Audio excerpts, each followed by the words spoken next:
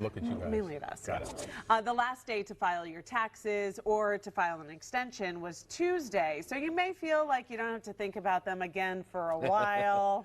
Out of sight, out of mind, right? But now, actually, is the best time to start planning for next year. Mark Falter from Mid-American Wealth Advisory Group is here with some ways that you can get ahead this morning. Mark's good to see you. Thanks for coming in. Thanks for having me. Yeah. Appreciate it. So why do you think now is the best time to start planning for next year's taxes? Well, because you just got the report card of what worked and what didn't work.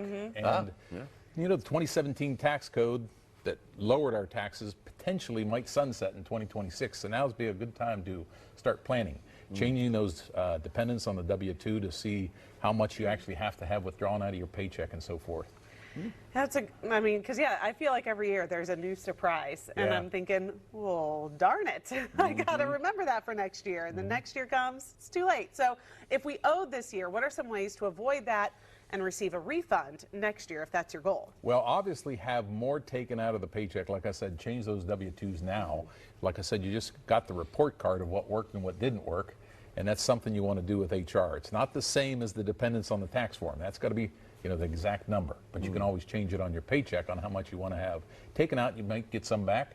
You don't want to try to owe if you can at all avoid it. And another thing too, a lot of people find out that they could do an IRA, a deductible IRA at the end of the year. Don't wait till the end of the year to do it. Start planning on that now. Really? And what else should we be thinking about in planning and contributing to our IRA?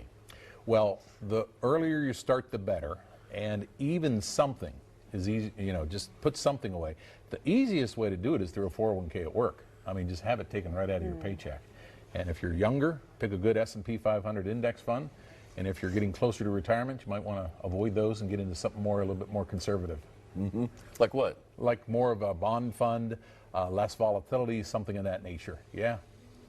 How's the bond market doing now?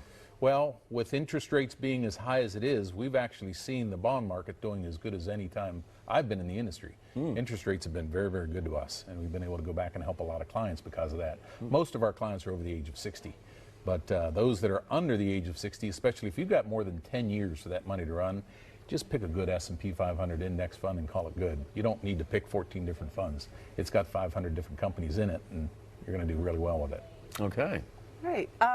What are some other maybe lesser known things that people can do to save some money on their taxes? I feel like every year we find out about new things like the FSA, child care deductions. Like, what are some things that people might be missing? Well, it really is helpful. If you have your own business, you're already doing a lot of deductions. But just keeping track of your expenses, a lot of people, if you just track what you're expending, you can give that to the tax person, and they can usually find a deduction for you. And there's different tax credits and things like that. And we potentially might have a big change in the tax code. I believe personally, I've been talking about this on our podcast a lot, that the reason for the tariffs, the whole point with the big news with the tariffs, Trump wants to keep the 2017 tax change in effect for another 3 or 4 years and keep the national deficit at bay. So I think potentially we could see this 2017 tax, what we're under right now, stay for another 3.5, 4 years. Right now, though, it's still scheduled to sunset in 2026, meaning that standard deduction is going to go away. It's going to decrease in half, which will hurt. Yeah. If somebody would like to get some more information or maybe check out your podcast, where can they do that? Yeah, the best way to hear us and get to know us is the podcast, Retirement Income Hour. Just any podcast app. Just type it in there and you'll find us. All right. Great to see you, Mark. Yes. Thanks. Thanks for coming in.